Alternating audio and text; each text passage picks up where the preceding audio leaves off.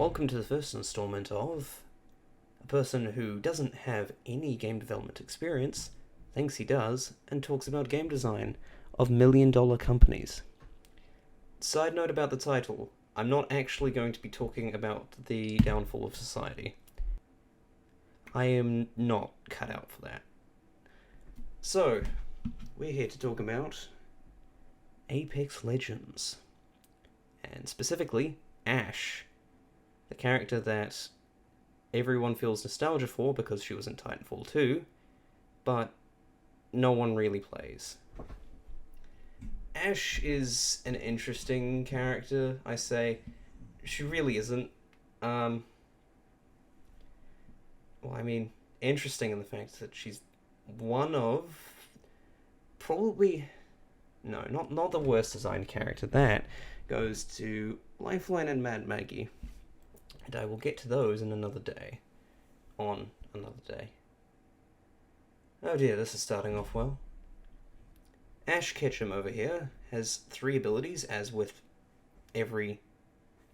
Actually, now that I think about it, not every character in Apex does have 3 abilities. Valkyrie's 5. Pathfinder's passive, if you can call it that, is not really 1, so Pathfinder gets 2. Yeah, so I feel in the right to talk about how many abilities a character has. Ashe has 3. Tactical, ultimate, and normal passive. And before I get to complaining about Respawn and Ashe, we've got to talk about the 2 main kit designs that I think they were trying to go for. Kit design number 1 is the Assassin class. This isn't what am I saying? This isn't a very difficult one to explain. Assassins usually have movement, close range, sometimes long range, depending on the assassin type. And they're specifically good in 1v1 situations. Not to say that they're completely useless in 1v2 or 1v3 situations. In fact, the best designed assassins are ones that can 1v3 or skirmish if the player has enough skill. So why I of all people am talking about it is a good question. Anyway, this kit design, the assassin kit design, I don't think is what they were going for. My main reasoning behind this is that Apex being a BR game doesn't suit the idea of an assassin. Because, guns. I don't need to explain a shooter. And most characters can move very far very quickly anyway, so the idea of an assassin doesn't fit in the same right. It would need to be modified slightly.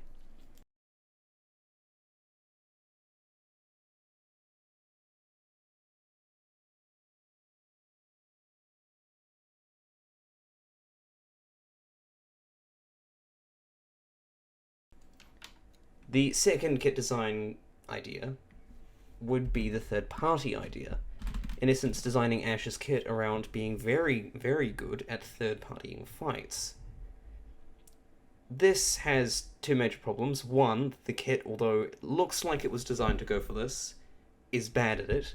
And 2, I don't see the point... No, not the point. The reasoning behind adding a third-partying character to a battle royale when the player base doesn't really like getting third-partied. In fact, it's one of the things that Respawn wanted to avoid, I would assume. So why Ashe is semi-designed around that as well is a good question. For the abilities, we'll start with her ultimate. Her ultimate's not that hard to explain, it's just a dash, a phase dash, inspired by the Ronin Titan.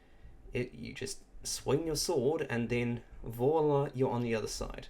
This portal has some unique properties that only it has. It's one way, and it disappears really fast. I suppose it's not really a unique property as much as it is a numerical thing, but it's still designed specifically for one purpose, going one direction. You can go in one side and out the other, but not the other way around, and because of how quickly it disappears, the likelihood that you're going to go back through the same portal twice is kind of low. So, not bad. In fact, I really like the idea. It could work very well. its execution is just slightly off. The ultimate is arguably the best part of the kit and the easiest to talk about. By this, I mean it's almost perfect. For one thing, for some reason, you stop... I keep wanting to say stop sprinting. No, Ashe slows down when using her ultimate. I don't know if it's as slow as carrying a weapon, or if it's slower. I'm not sure. But it does slow you down to non-holstering speed. This seems a bit unnecessary, but I'm not gonna critique it over that. Then we have the tactical. Now, the tactical is pain.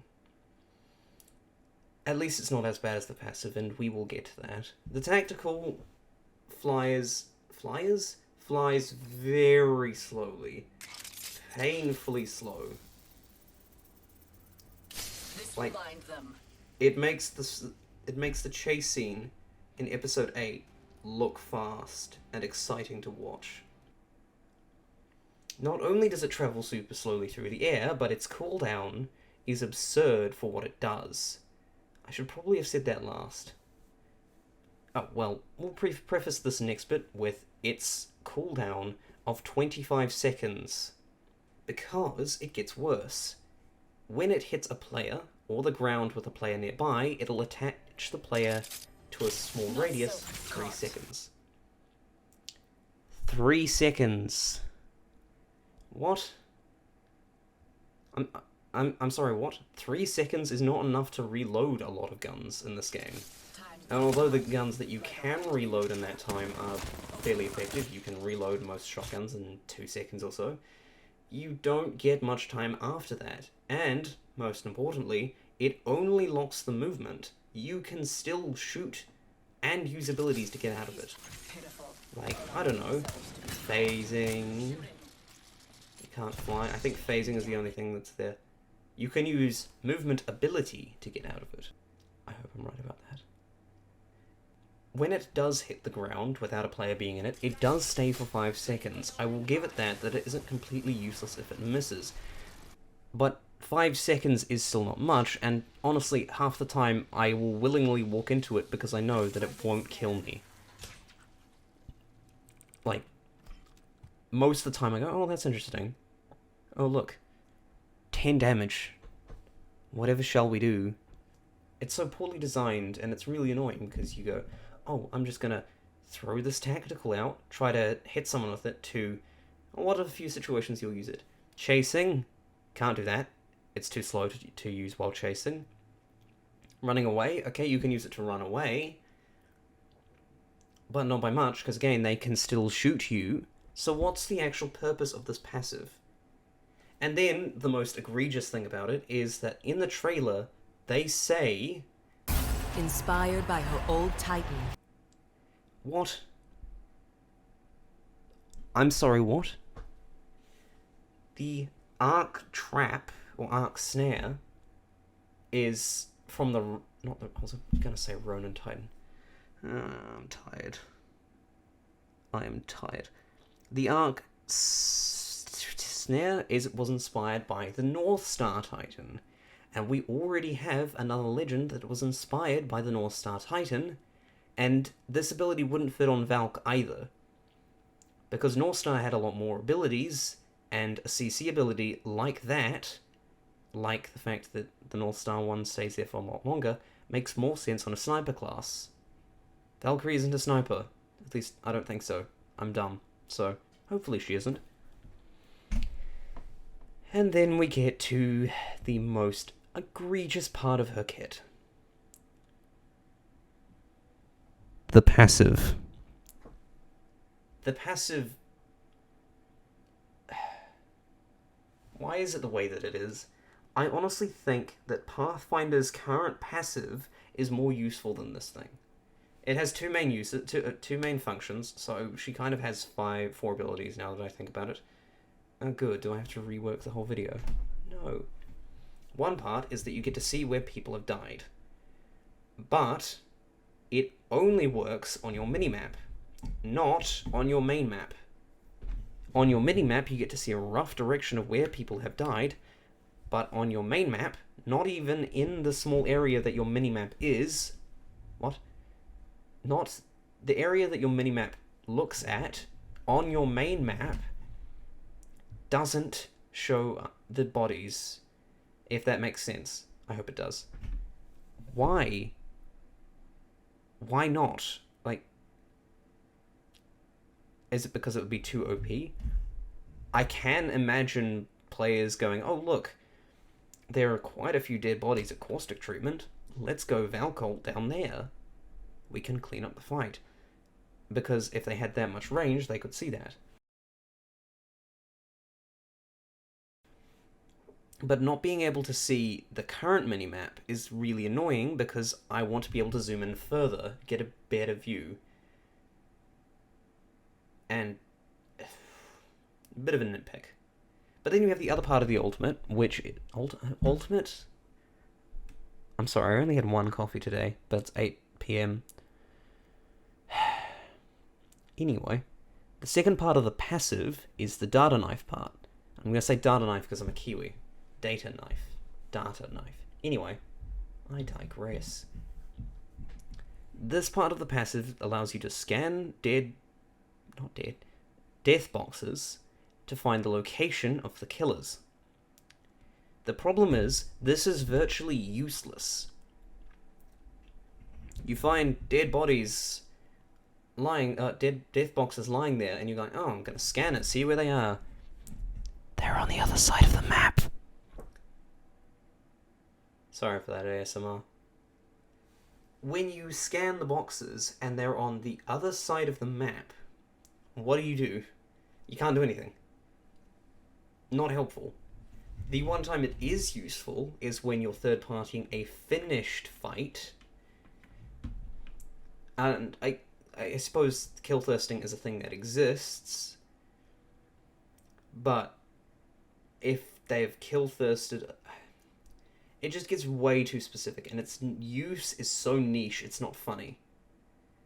If they were to stick with a passive similar to this, you could just copy-paste Kavera from Siege into Apex, where you do a finisher on somebody, and then you scan their position. For one, it would give them much better use to finishers, and for two, it makes a bit more sense in the grand scheme of things, and more helpful to your team.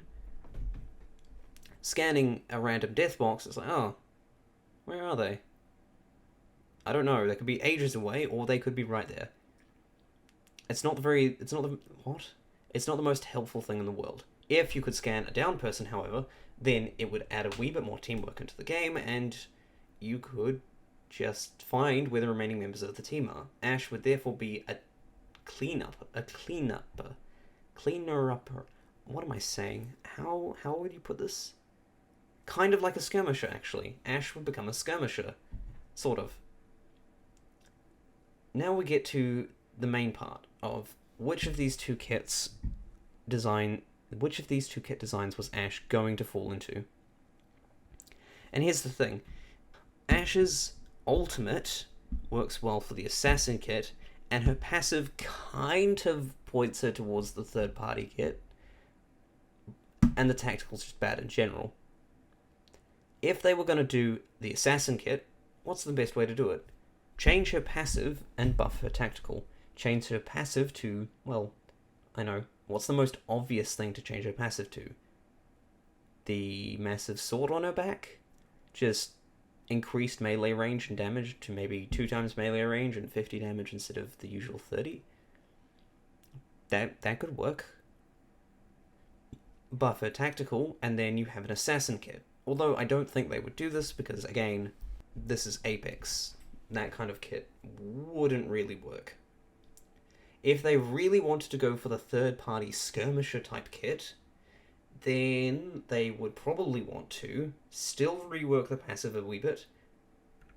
The ultimate can still stay as it is, and then buff the tactical. I'm starting to realize a lot of this video is just me talking about nonsense. Oh well, you've had to listen to me for 15 minutes. So yeah, that's my 2 rework designs for Ash. Not really good ones, I suppose, now that I think about it. But at least they're better than what we have. I hope. Side note, I have no clue if they're better than what we have. I'm not an actual game designer. I do want to be one, but I don't have any actual experience. Alright. How should I finish videos? I know, I could abruptly cut my